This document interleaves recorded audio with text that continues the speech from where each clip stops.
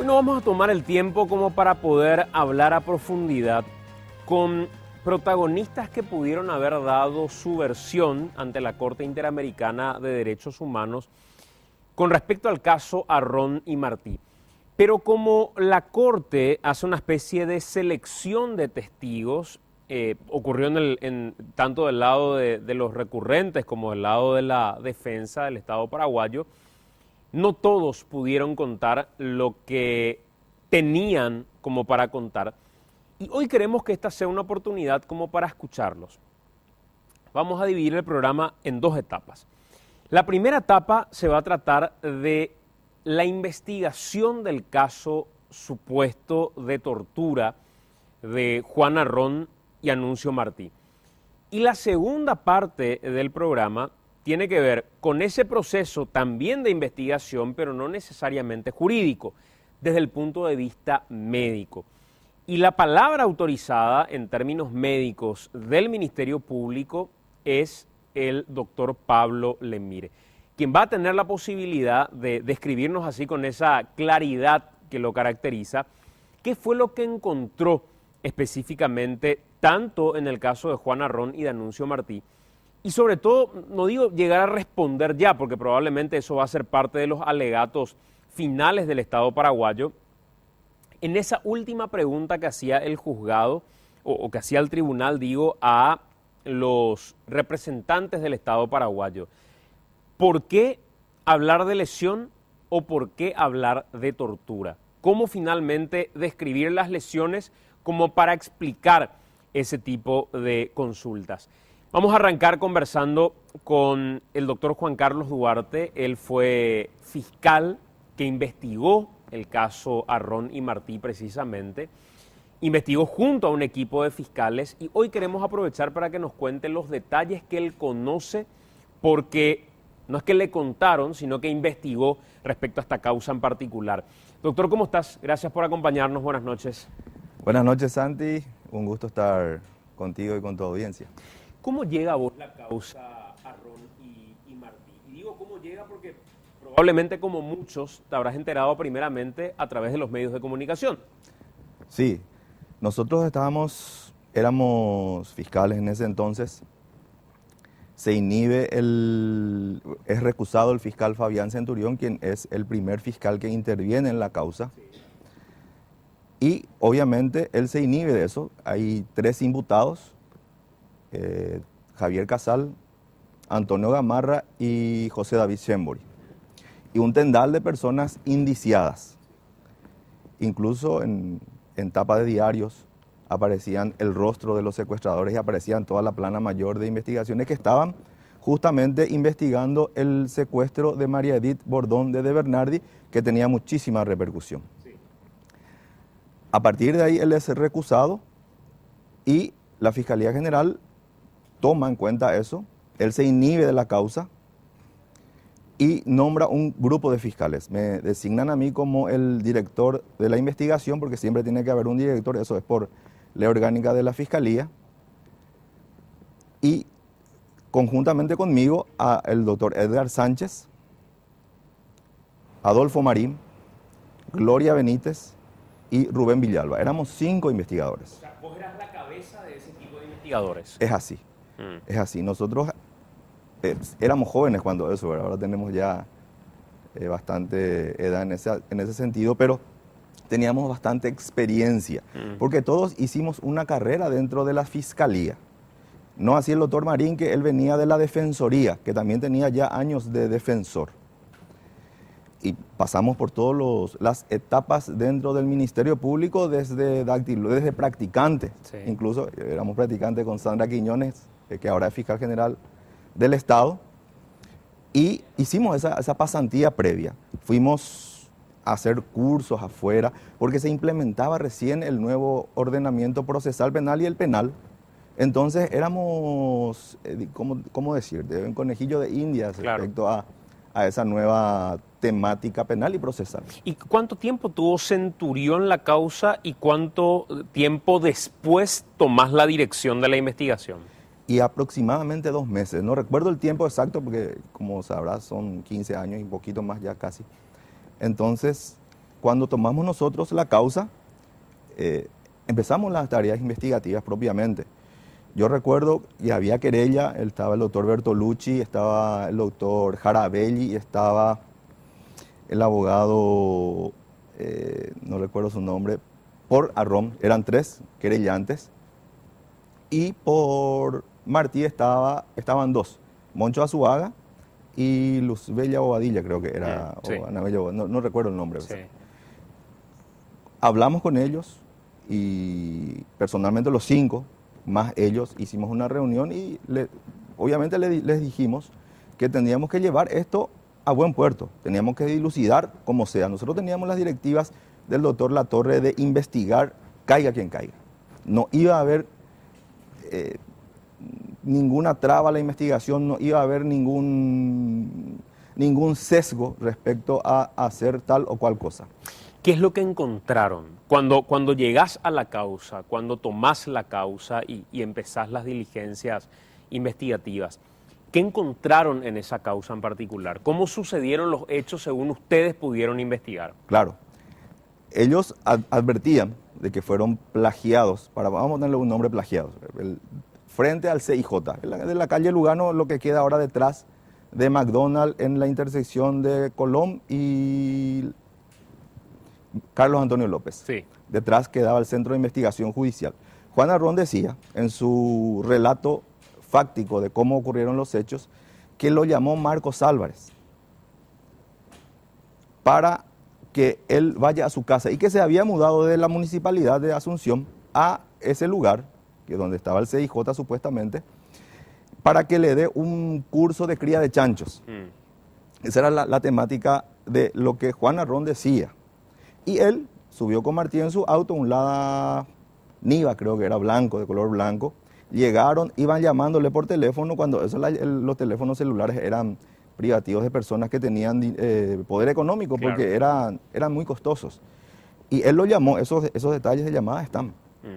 Él lo llamó por teléfono y le iba diciendo dónde iba a ser. Cuando quedó frente a una casa, se abalanzaron sobre ellos 10 personas, aproximadamente con armas de fuego, cara descubierta. Supuestamente los plagiaron y los llevaron primero al Riacho San Francisco, donde supuestamente fueron sometidos a torturas, inmersión y cosas así para llevarlos a otras casas. Bueno, después de eso, nosotros lo que vimos fue, empezamos a hacer las diligencias investigativas. Sí. Y lo primero es, obviamente, pedir los informes de telefonía. Cuando claro. Los informes de telefonía tardaban mucho para venir, 2 meses, 3 meses incluso, porque no era todo digital.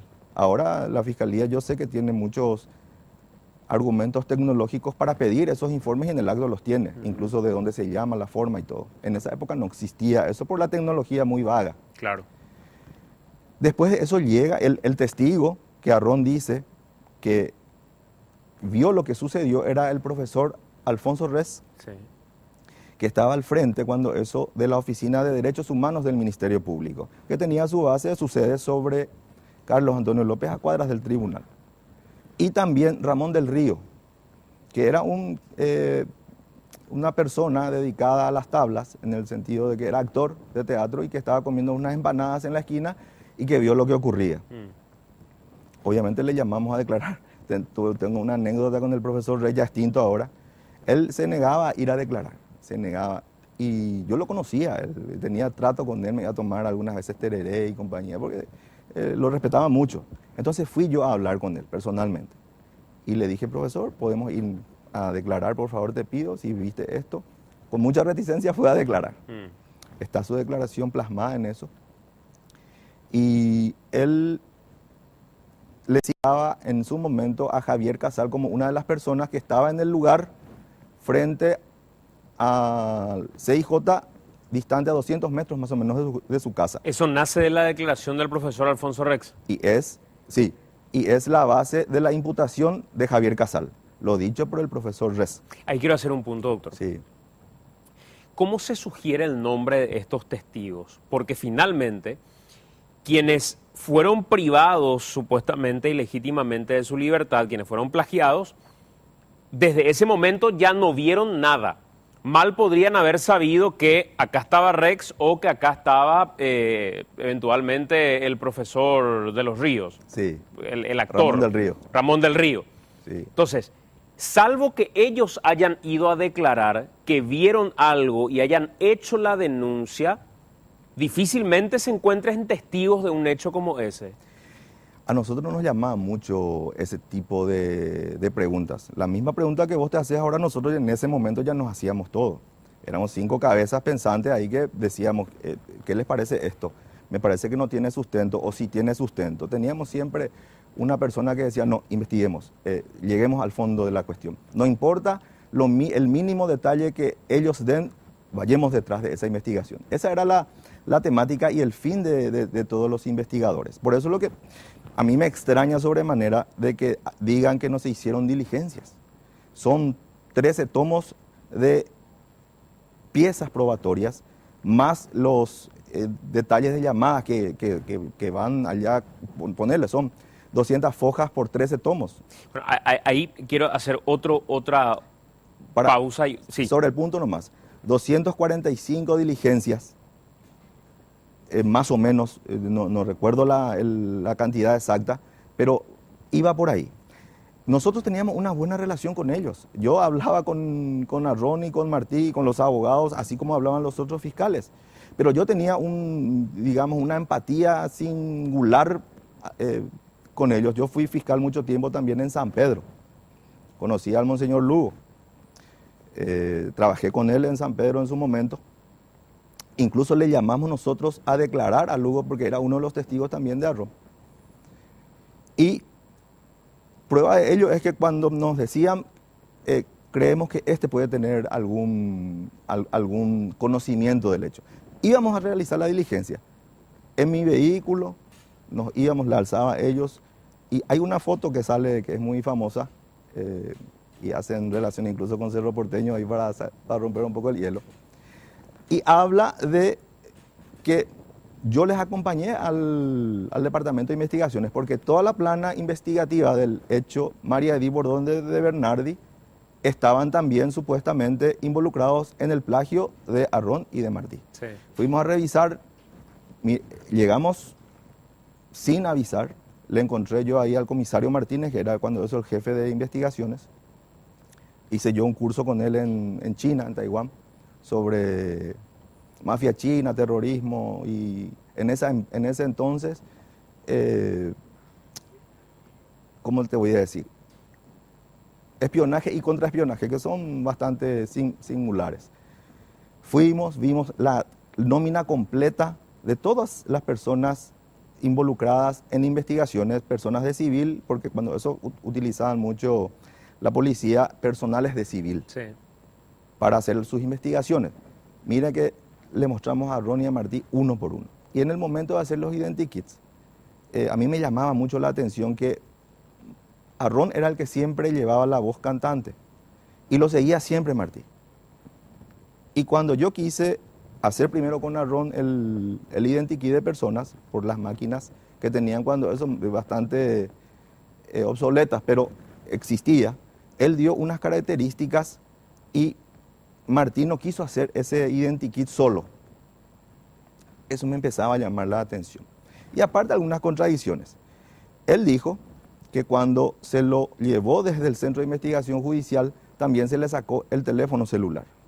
Y el teléfono celular estuvo activo 7 días, desde el 17 hasta 7 días, y había llamadas telefónicas. Obviamente una persona secuestrada, plagiada, incomunicada, no va a poder agarrar su celular y llamar a la persona. ¿Y a quién llamaban? Tenemos el registro de llamada. Una de las personas a que llamó fue al profesor Res. Él le llamó a Marcos Álvarez, porque Marcos Álvarez se fue después a entregar ese dinero cuando hubo orden de captura contra Arrón. Él fue a entregar $350,000 a la fiscalía. Hay tomas fotográficas, hay actas de eso. Y estando secuestrados ellos, obviamente no pueden usar su teléfono celular. Y ahí empezaba a caer. Pero esos informes a nosotros nos llegaron después de casi 2 meses de investigación. Como te dije, no eran rápidas las comunicaciones ni los reportes de las telefonías cuando eso ocurría. A partir de ahí empezaba a desdibujarse el tema. Yo tengo una hipótesis respecto a eso, porque dentro de tantas hipótesis nos decían, por ejemplo, el Esteban Aquino, que hoy es titular de la Secretaría Nacional de Inteligencia, estaba metido en el secuestro. Y nosotros agotábamos esos trámites. Le llamamos a declarar nosotros a Esteban Aquino, y él, cuando eso, estaba en Francia dictando un curso sobre, creo que era sobre terrorismo, justamente porque él estaba en la CEPRINTE, era titular de la CEPRINTE en ese entonces. En el tiempo que supuestamente estaba torturando a Ronnie Martí. A Ronnie Martí, él estaba haciendo un curso en Francia. Y es más, la escuché a Cristina Arrón nombrarlo otra vez a él ante la Corte Interamericana de Derechos Humanos. Y yo recuerdo de manera singular que el doctor Bertolucci, dentro de cuando le estábamos reventando a preguntas, cuando él muestra su pasaporte, muestra sus pasajes, la de su familia, el hotel donde estuvo, la fotografía en Francia, entonces obviamente no pudo haber estado en el secuestro. Estaba en otro país. Es una alibi y una coartada perfecta. A partir de ahí, el doctor Bertolucci le pide disculpas al doctor Aquino y ya lo sacamos de la investigación porque nos trajo pruebas contundentes. Siendo parte de la defensa de Arrón. Siendo parte de la defensa de Arrón. No, como te digo, nosotros teníamos un trato bastante amable, afable, jovial con ellos. Ellos nos decían, Silvio Ferreira estuvo involucrado, me habló durante el secuestro, yo me encontré con él en tal lugar. Le llamamos a Silvio Ferreira. Él era ministro de Justicia cuando eso, y era afín a la ideología de izquierda de Arrón y de Martí. Él tenía una coartada. Al momento de que supuestamente él habló con ellos, él estaba en el río Paraguay, en compañía de damas. Subió en Itanramada, recuerdo, y viajó con él el actual senador Víctor Bogado. Le llamamos a Víctor Bogado, corroboró la misma cosa, le llamamos a las 4 chicas que estaban con ellos, corroboraron la misma cosa, y fuimos a allanar, porque eso queda registrado en los libros de bitácora, en el rol de navegación que tiene que estar en la prefectura, claro, en la Marina. Claro. Fuimos a allanar la Marina y encontramos que realmente subió a tal hora la embarcación, quienes subieron con ellos, o sea, estaban todos, le descartamos a Silvio Ferreira. Fanego estaba metido en el tema. También lo llamamos cuando eso era ministro del Interior. Fanego estaba en Nebucuí, tenía toda su coartada, declaraciones testificales que decían y justificaban que él estaba en Nebucuí. Después, Oscar Latorre, también sindicado como uno de los secuestradores.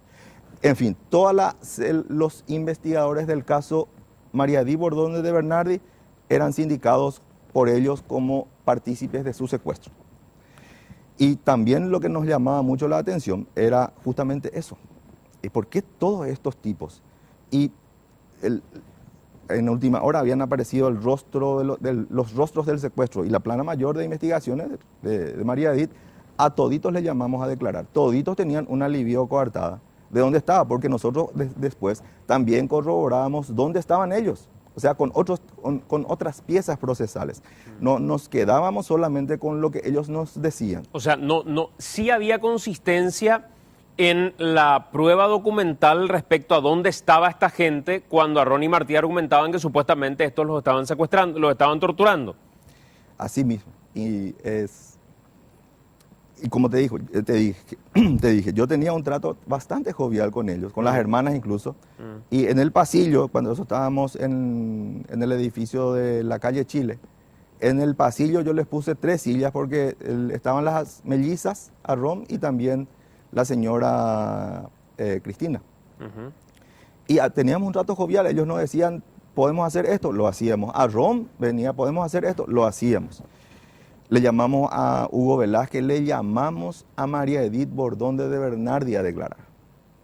La victimizamos, la revictimizamos. Ella era una víctima del secuestro.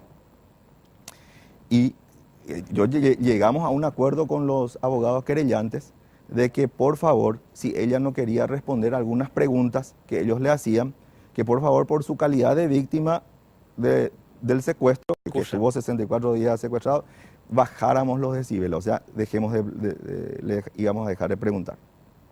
Le llamamos a ella. Increíblemente la revictimizamos otra vez, volvió otra vez a rememorar todo su secuestro, contó con lujo de detalles y todas las preguntas que le hacían los querellantes, por más capciosas que sean, ella las respondía. Y lo que ella, recuerdo, contó, que lo que más le dolió, aparte de su secuestro, es que en la primera casa donde estuvo como de retén, le metieron en una fosa. Y en esa fosa le había entrado un bicho en el ojo. Y ese bicho la atormentó durante 64. Imagínate, que te entre algo en el ojo. Ella estaba en un hoyo donde no sabía si había alimañas. No había alimañas porque le sacaron su champión. Ella estaba en ropa de correr porque la plagiaron de Ñuguazú. Y que ella en todo momento estuvo acompañada de lo que ella llamaba el guardia malo. Y que le decía: quédese, quédate o te reviento la cabeza. Y esas mismas expresiones las usaba Martí en su declaración. Que cuando la llevaron, o cuando lo llevaron a ellos supuestamente desde el CIJ, los que los llevaron le decían la misma cosa a él. Y ella asegura que el guardia malo era Martí. Y el guardia bueno, el registro de voz de Martí es único, inconfundible. Único. Y es la misma voz. Incluso cuando ella la escuchó hablar a él por los medios periodísticos, por la televisión o por la radio, ella aseguraba, pero estaba muy segura, de que él era el guardia malo, el que la torturó, el que la asfixió humanitariamente, o no humanitariamente, inhumanamente, durante todo su plagio. Y el día que ella iba a ser liberada, que era el 19 de enero, él estaba presente en la casa del barrio Palomar, de donde se le sacó para llevarla a su liberación. Y esa noche ella dice también que le vio a Juana Ron en la penumbra, porque Oviedo Brito es el que le daba la Biblia y con quien ella rezaba, el que le daba mucha contención. Le dijo: prepárate, esta noche te vamos a liberar. Va a venir el jefe y él dice que si Dios quiere te van a liberar. Ya se hizo el último pago del rescate, tu familia cumplió, entonces ahora te van a liberar. Y eso fue un 19. Y ellos fueron plagiados, a Ron y Martí, el 17, 2 días antes de que María Edith asegura haberle visto a Ron en la penumbra y Martí con ella diciéndole que le iba a volar la cabeza. Doctor, algunas dudas, porque fue parte de un cuestionamiento que se hizo también por parte de los jueces en la Corte Interamericana. ¿Cómo arranca el Estado paraguayo la investigación? ¿Arranca a partir de una denuncia hecha por la familia o arranca a partir de tomar conocimiento del hecho de oficio? Se habían presentado habeas corpus a favor de Martí y de Arrón. A partir de ahí, esa es una noticia criminal que se toma y después ellos van a hacer su denuncia, 2 días después creo que de la liberación de María Edith, respecto a que ellos estaban desaparecidos.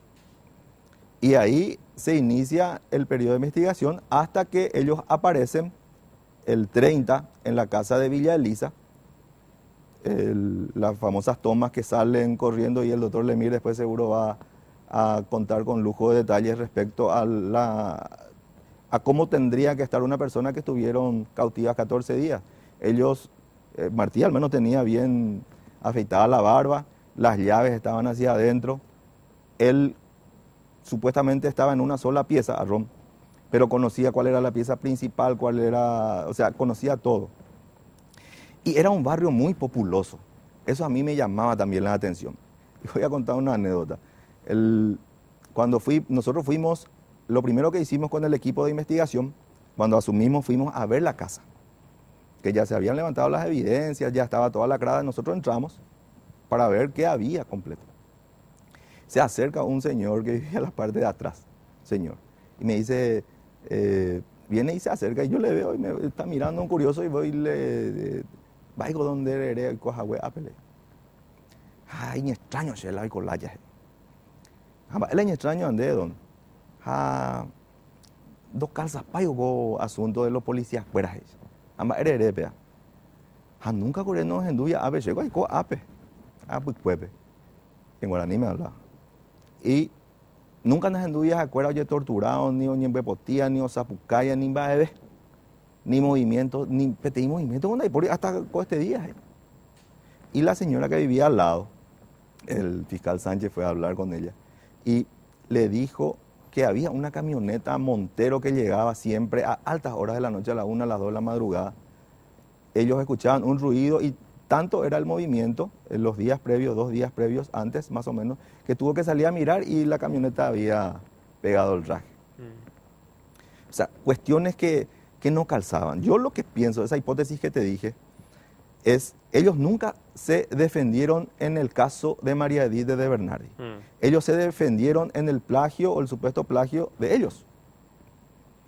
Toda la plana mayor de investigaciones citada, le costó el cargo a Silvio Ferreira, le costó el cargo después al ministro del Interior. Al único que no le llamamos a declarar fue a Luis Ángel González Macchi, que era el presidente de entonces. Y era porque ellos desistieron de llamarlo también. Porque en esos días creo que él había viajado a... No estaba dentro del país, entonces caía eso. Y a grandes rasgos, eso es lo que yo recuerdo hace, como te digo, 15 años. ¿Por qué? 17. Dijiste en un momento que llamaron a declarar que uno de los testigos propuestos por Arrón era Fernando Lugo. ¿Por qué? ¿Para qué? ¿En carácter de qué? ¿Qué podía aportar? Y el doctor Lacoñata, a que también le llamamos a declarar, le había mencionado que el monseñor, cuando ese monseñor Lugo conocía de esto. Y lo llamamos a declarar para ver qué sabía de eso. Y él dijo que no sabía nada. O sea, su declaración la tomó, si mal no recuerdo, porque nos dividíamos el trabajo, porque teníamos tanta cantidad de testigos que teníamos que llamar que nos dividíamos el trabajo. A él le tomó la declaración, creo que la actual camarista, hoy camarista, Gloria Benítez, en ese entonces fiscal, que era la única mujer dentro del grupo de investigación de Arrón Martí. Y como te digo, nos dividíamos el trabajo para tratar de darle respuestas a esta gente respecto a si ocurrieron los hechos y si ocurrieron de la forma que ellos relataban. Vos hoy con seguridad, con certeza, ¿qué concluís respecto a esa denuncia de secuestro en particular y de tortura en particular? Primero te pregunto, ¿existió o no existió? Segundo, ¿por qué tenían las lesiones que tenían? Y tercero, de no haber existido, ¿qué es lo que pretendían con esta historia? Sí, eran los primeros actos delictivos de secuestro en la época. Con eso se inició una serie después que hasta ahora lo tenemos, ¿verdad? Sí. Por suerte están contenidos en el norte. Cuando ocurrió el plagio de María Edith, el secuestro de la señora María Edith, las fuerzas de seguridad de Colombia le asistieron a los investigadores del caso María Edith. El FBI y también creo que la agencia de cooperación alemana a través de sus técnicos también para descifrar algunos mails y compañía que venían e iban. Cuando los colombianos, yo tuve la posibilidad de hablar con ellos, los colombianos me decían, eran los famosos policías sin rostros, los que no tenían que verles la cara porque podían también ser objeto de atentado. Ellos o su familia, ellos nos decían, tengan cuidado en estas cuestiones. Este grupo, y había un manual de procedimiento de la FARC, son expertos en exponer a los investigadores a los efectos de que ellos caigan en debilidad, en descreimiento ante la población. Entonces, cuídense de esas cuestiones. Y nos mostraban la forma en el manual de cómo ellos podían infringirse algunas lesiones.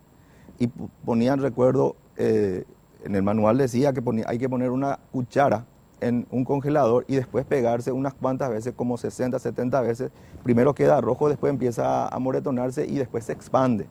Nos explicaban, después el doctor Lemir también nos explicó que eso es porque rompían las venillas y compañía, que se diseminaba el golpe. También hacían lo propio en la parte de atrás, porque justamente le pregunté, ¿pero tienen lesiones atrás? Con toallas. Claro, toallas mojadas. Es muy fácil, no duele en el momento, pero después se expande. Y después de eso, en Sanguina fue cuando no es Magna Mesa, es la esposa de Oviedo Brites,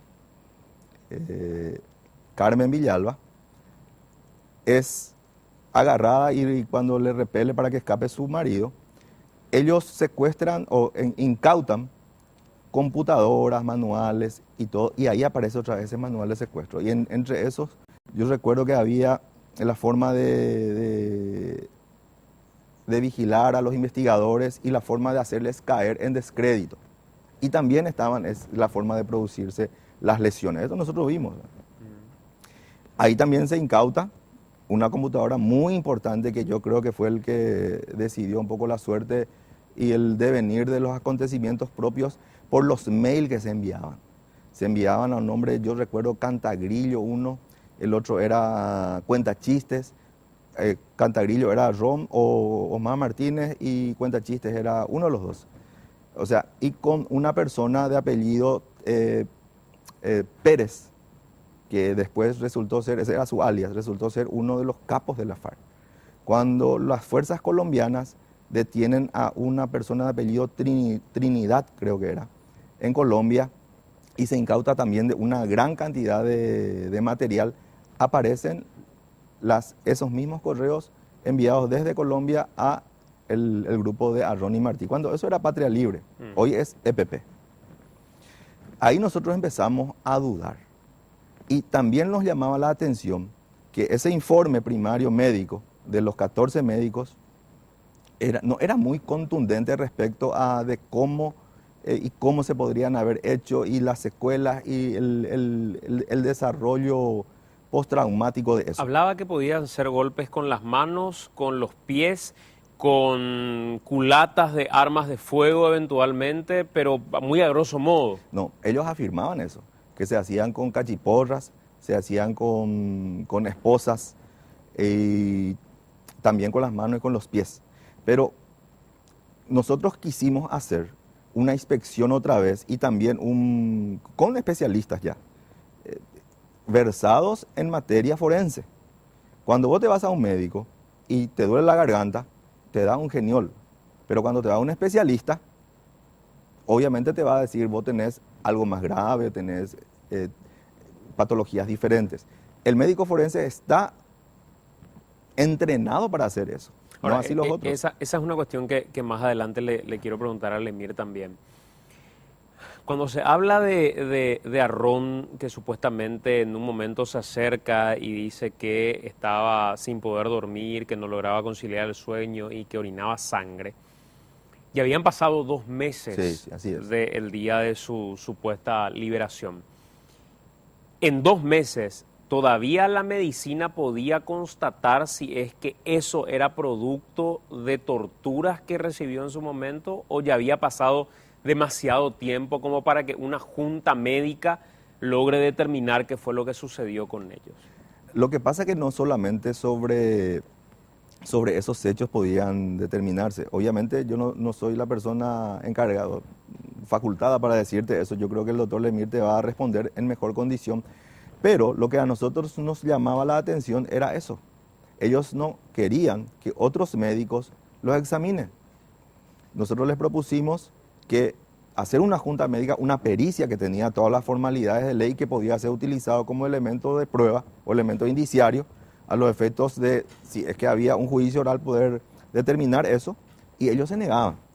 Y yo decía, pero ¿por qué lo que tanto se van a negar si es una inspección médica, una pericia médica, una pericia como corresponde? Ellos iban a controlar esa pericia. Doctor, pregunto nomás. ¿No te arrepentís hoy de no haber redarguido de falso aquel informe médico al no haberse homologado con alguna junta médica o con un instituto a nivel nacional que haya certificado eso que se decía en ese informe y que el informe haya corrido como el único informe médico que está en toda la carpeta? No, realmente yo no me arrepiento de ninguna pieza probatoria que hayamos hecho. Tampoco de arguido de falso ese documento. ¿Por qué? Porque nosotros teníamos en mente que lo que ellos nos decían era algo certero, que después fue cayendo por su propio peso. Nosotros teníamos la causa hasta ahora, digamos, sigue abierta respecto a eso, porque el hecho investigado, el hecho denunciado es un hecho imprescriptible. Se para todo, se paraliza todo cuando ellos huyen del país. Esos 13 tomos de investigación que no pudo concluir en la autoría, ni que realmente ocurrieron estos hechos, obviamente fue objeto de impugnación y revisado por juez, camarista y miembros de corte. O sea, todo el aparato estatal, la justicia para estar en una sola dirección es imposible, es imposible. Por eso te digo, el hecho que generó eso, la denuncia, versaba sobre hechos imprescriptibles y hasta ahora está abierta la causa. Ojalá ellos puedan venir, puedan dar testimonios nuevamente y que la causa siga. Hoy, digamos, a modo de, insisto en esta pregunta, a modo de conclusión, como uno de los principales investigadores, ¿crees que ellos inventaron todo esto? ¿Crees que este hecho, después de haber investigado, en realidad nunca sucedió y que fue parte de la coartada como para poder zafar de otra cuestión que no te ocupa investigar, pero que viene asociado, que es el caso de María Edith? Yo me arriesgaría a decir que es así. Como te digo, ellos contaron una verdad tratando de ayornar la verdad que ellos decían, supuesta, a defenderse en el caso de María Edith. Y lo que llama la atención que todos los investigadores del secuestro de María Edith fueron sindicados por ellos como las personas que los plagiaron. A partir de ahí es un poco difícil determinar, porque las piezas probatorias no calzaban, porque el proceso penal es un gran rompecabezas. El investigador lo que tiene que hacer es juntar las piezas y tratar de encastrarlo. ¿Qué quiere decir? Lo que dice una víctima, tratar de justificar o tratar de sustentar por otras piezas procesales. Ese es el plexo probatorio al que uno está expuesto siendo fiscal y al que debe terminar.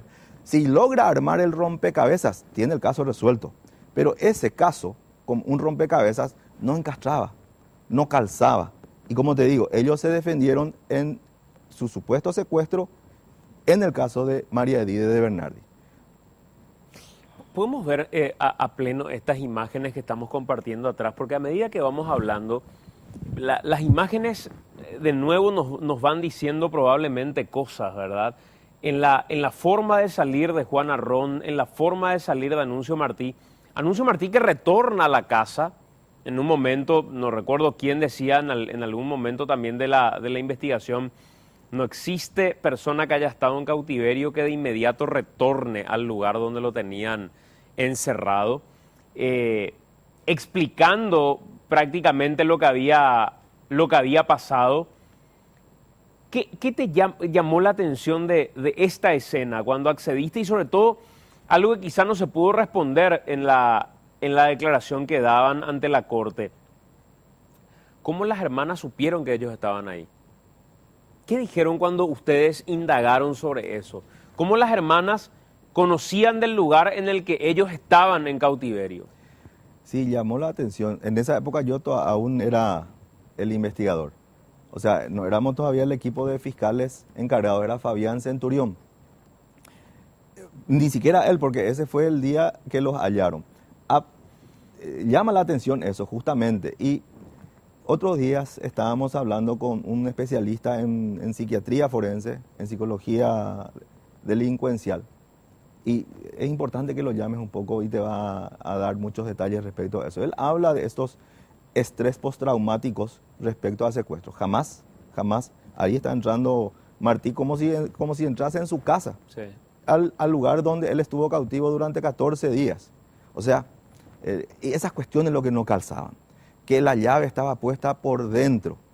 Y en los memes, en los otros días por el WhatsApp, hablamos, ojalá te hubiesen dejado a vos la llave por dentro, le decían a Cecilia Cuba, que sabemos cómo terminó ella también como víctima del secuestro. Entonces, esas cuestiones muchas veces no calzaban. Y yo estoy seguro de que ellos se defendieron en su supuesto secuestro y contaron una verdad que les convenía para poder defenderse en el secuestro de María Edith. Porque ellos querían desvirtuar, querían dejar en el descrédito a esas personas que eran los investigadores. Ahora nomás que acabo de ver esa imagen donde estaba también el profesor Alfonso Rex con ellos, en el mismo día en el que iban y salían de este lugar, ¿cuándo aporta o citan a Rex en carácter de testigo? Sí, y cuando él va y declara en la fiscalía. ¿Pero cuánto tiempo después? ¿Fue durante el cautiverio, No, durante la liberación? no, después ya. Cuando él es liberado, o sea, cuando se lo encuentra ahí, cuando aparece, él después es llamado para declarar en la fiscalía.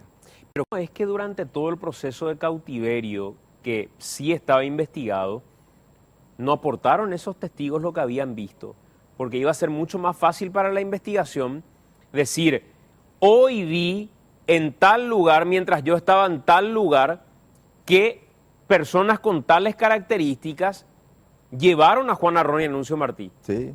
¿Cómo es que recién aparece ese testimonio cuando ellos son liberados? Y esas cuestiones, por ejemplo, lo que te digo, no calzaban en el momento. Y aparte desde el lugar que vio supuestamente el doctor Res, el profesor Res, desde su casa que quedaba en la altura allá detrás de Canal 9, más o menos detrás del Parque Carlos Antonio López, hasta Colón. O sea, era un lugar muy distante para divisar lo que pasaba. Ese día, justamente, hubo un robo frente al Centro de Investigación Judicial. Y están todas las crónicas, están el parte policial, están los testigos. Hay un mecánico, porque había un taller mecánico enfrente, un sereno, que también le llamamos a declarar y dijo realmente que lo que ocurrió ese día ahí fue un robo, rotura de vidrio y robo de unas pertenencias de un vehículo y no lo que pasó eso. Porque no era un lugar, digamos, si bien no era un lugar muy transitado, pero no era tampoco un lugar desértico. Había personas, había un taller mecánico, un sereno, que no vio ni escuchó nada de lo que pasó ahí. ¿En qué horario fue eso? Y supuestamente fue a las 21 horas el que lo llamaba Marcos Álvarez, y están los detalles de llamada de Marcos Álvarez. Lo que pasa que él, cuando se le pregunta, a Ron cuando le preguntan los secuestrados, cuando los investigadores del caso, María Edith, hacen las preguntas, cómo hay detalles de llamadas de Álvarez con Arrón, calza perfectamente la entrega del dinero, y el dinero era una fotocopia exacta de lo que se entregó o entregó el ingeniero de Bernardi. Entonces, lo que yo creo que él trata de ayornar eso a los efectos de justificar que ese llamado le hizo él a Álvarez para que le enseñe cómo se criaba chanchos. O sea, no era algo muy convincente, pero él lo contaba de una forma bastante segura. No así Martí. Martí no hablaba si no estaba Juan Arrón. Él no hablaba. Le preguntábamos, yo le quería llamar a veces para hablar con él mano a mano, se negaba rotundamente. Solamente con Juan Arrón tenía que hablar, y en presencia de Juan, ni siquiera de sus abogados, con Juan. Esas cuestiones a mí me llamaban mucho la atención. Y lo principal, ese estrés postraumático, cuando estás plagiado, digo yo, las fechas te vas a acordar perfectamente. Él denunció que se le perdió su registro, y él lo firmó con un acta en la municipalidad de Itá, diciendo que su registro se le perdió el 17 de enero en el trayecto Asunción-Itá. Y el 17 de enero supuestamente él ya estaba también secuestrado, estaba plagiado, estaba privado de su libertad por supuestamente personas, 10 personas, 15 personas, 3 personas. Claro, pero a ver, pudo haber sido 17 de enero de día, como a las 21 aproximadamente fue secuestrado. Obviamente puede ser. Pero él decía, no recuerdo realmente la hora, pero creo que coincidía con la hora de que él ya estaba plagiado, ya estaba secuestrado. No recuerdo, que no te quiero mentir porque, como te digo, hace tanto tiempo, y es un documento que está en la carpeta fiscal. Y ese fue también un motivo para que nosotros pidamos el sobreseimiento de las personas. Primero porque yo creo que el relato fáctico que ellos contaron fue para calzar ese rompecabezas, como te digo, y exculparse del secuestro de María Edith. Era bastante buena ingeniería procesal jurídica a los efectos de poder tener, aunque sea un hálito de duda. ¿Y por qué se apartaron en su momento sus abogados? O sea, todos estos que citabas que los acompañaban en algún momento, como el doctor Bertolucci, ¿por qué fueron dejando la causa? Ellos, si mal no recuerdo, en el secuestro, el secuestro de Mariaí también ellos eran sus representantes legales. Incluso fiaron por ellos. Al momento de huir, de fugarse, obviamente ellos tendrían que haber acarreado con las costas. ¿Y esa fianza fue abonada? No, hasta ahora tengo entendido que no. Y cuestiones así. El tema decidendum de esto, yo creo que fue al solo efecto de que los investigadores del caso María Edith queden en descrédito ante la población. Porque en esa época la prensa no existían los medios tecnológicos que tenemos ahora y que sí uno puede contrastar y ver y con lujo de detalles. Ahora uno es un propio investigador, estamos hipercontrolados respecto a nuestras actividades diarias. Doctor, gracias por acompañarnos y por compartir con nosotros este testimonio valiosísimo de verdad. A vos, Santi, por contar también un poco nuestra verdad, porque en su momento nosotros fuimos bastante golpeados porque tuvimos el coraje de dictar un sobreseimiento. Éramos vilipendiados, hasta ahora yo tengo bastante miedo, imagínate. La génesis del EPP empezó con Patria Libre, empezó con Arrón y Martí. Si bien no tienen ya mucha conexión ellos con ellos por el tema de la famosa mexicaneada que habló el doctor Latorre, los $300.000 que desaparecieron y que Omar Martínez dijo que Arrón se los llevó y Arrón dijo que la policía los llevó. Entonces esa interna un poco entre ellos mismos en su momento también fue uno de los motivos de la fuga de Arrón. O sea, hay que ver esas aristas. Y como te digo, es un contento para nosotros ahora que la población general sabe y qué están pidiendo ellos. Ellos piden dinero, ¿verdad? Imagínate, Santi, darle dinero a grupos de secuestradores. Imagínate lo que puede ocurrir. Nuestras Fuerzas Armadas de seguridad los están conteniendo en el norte. ¿Por qué? Porque no tienen mucha logística, no tienen capacidad de movimiento. Si vos le das dinero a esta gente, vamos a tener nosotros una Colombia en Paraguay.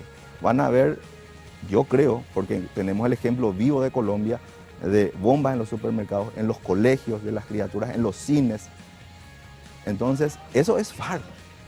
EPP es FARC. Patria Libre es la génesis de eso. La industria del secuestro empezó. ¿Cuántas personas muertas en el norte? Lindström, yo lo conocía a Lindström, era fiscal de San Pedro. Él vivía en Tacuatí. Tacuatí vivía prácticamente del trabajo que le daba Lindström en esa época, ¿verdad? Una persona bastante querida, una persona que lo llevaron, lo plagiaron, pagó el rescate y porque le pedían otra vez un alquiler mensual, lo mataron porque ya no dijo hasta acá llegó, mátenme si quieren, lo mataron. Alemanes, personas que vienen, los menonitas corriendo del norte, o sea, eso es EPP. Si la Corte Interamericana y la Comisión Interamericana de Derechos Humanos, discúlpame, pero el hecho de que cuando entró otra vez Edgar Sánchez a despedirse, a sacarse una foto y él le encontró a a Cristina Arrón abrazándose con los de la comisión, a mí me da muchas dudas. Y 50 millones de manera simbólica. Gracias, doctor. Muy Cuando amable.